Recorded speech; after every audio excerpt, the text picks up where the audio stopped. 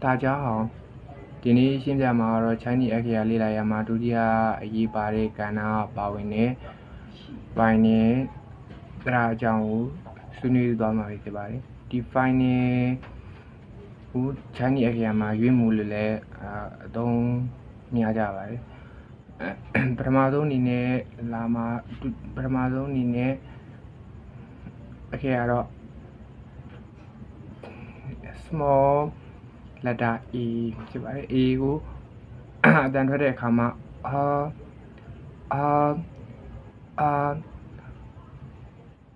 small အခရာ O all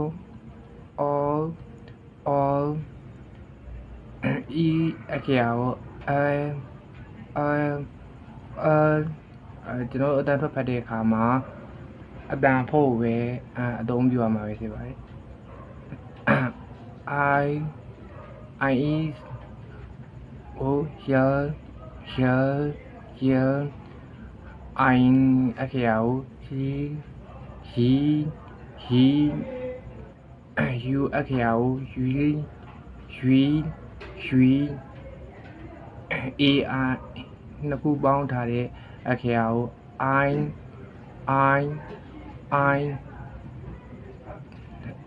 EI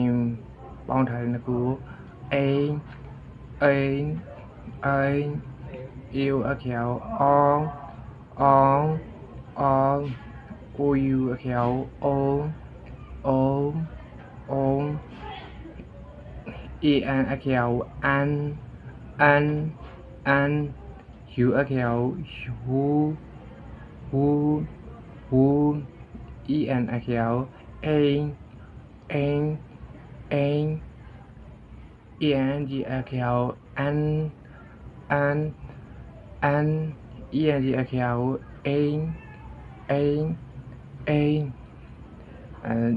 ဆိုပြီးတော့အတန်အတွက်ကိုအဲ့လိုမျိုးပဲအသုံးပြုကြပါတယ်ဒီဖိုင်နေမှာကျွန်တော်ခုပထမဆုံးရှင်းပြတာကတော့ပထမအပိုင်းမှာနောက်ထပ်ဒုတိယအပိုင်းလည်းတ